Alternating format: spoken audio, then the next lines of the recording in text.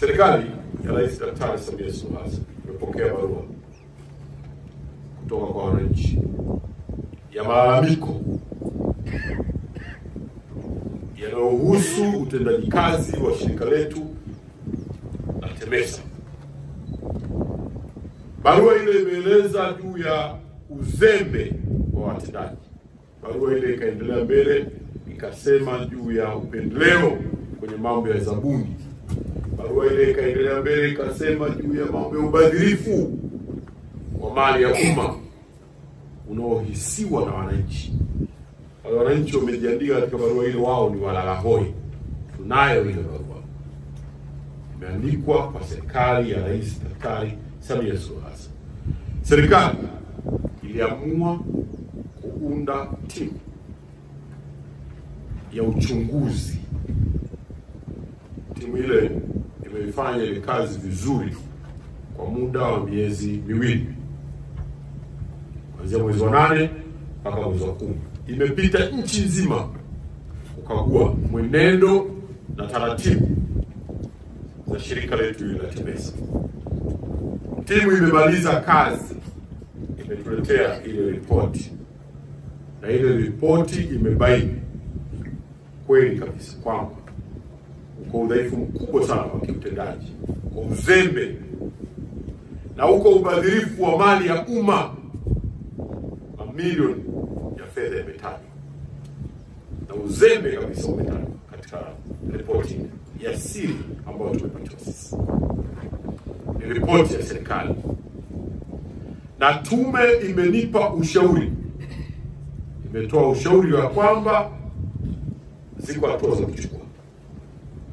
Moja, kutokana na jambo linalohusu uzembe, imeshauri kilichofanya.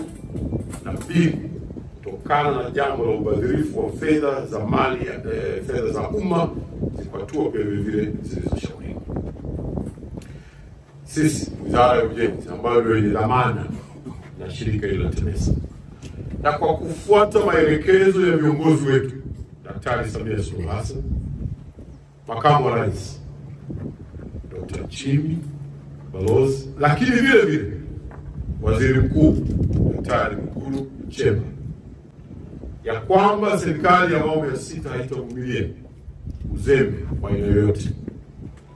Watendaji wazembe, wabadhirifu, wakaichonjo. Sasa kwa spirit hiyo na baada ya uchunguzi wa kina wa vyombo vya serikali, nikajiridhisha kumwagiza Katibu Mkuu kwanza amsimamishe mtendaji mkuu wa TEMESA na management yote ya TEMESA. Na tayari kazi hiyo ameshakwisha kuifanya mara moja. Kwa hivyo sasa tumewasimamisha wote.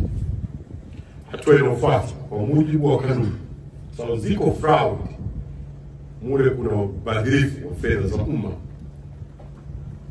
Watu wameuziana hewa, kuna huduma hewa TEMESA zimefanywa.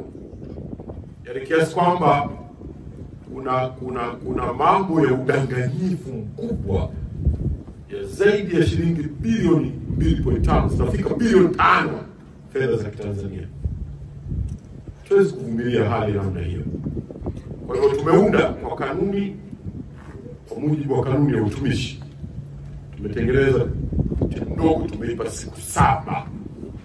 Timu hii ndio itakayokamilisha sasa kwa mujibu wa sheria za nchi, kanuni ya utumishi, kazi ile ya uchunguzi, baada ya ile timu kubwa ya serikali iliyotuigulia jambo hili. Sasa kwa mujibu wa sheria ya utumishi namba 36, hapa tuna kazi ya timu ndogo ambayo nimemwagiza Katibu Mkuu ameshakwisha kuiunda ndani ya siku 7.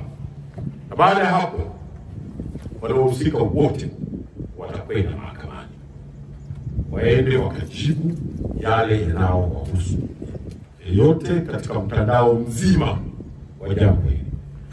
Aliyeuza hewa na aliyenunua hewa. Kwa hivyo hata kama kuna mfanyabiashara alishirikiana kufanya hujuma juu ya fedha za serikali, ajue kwamba na yeye tutamfikia.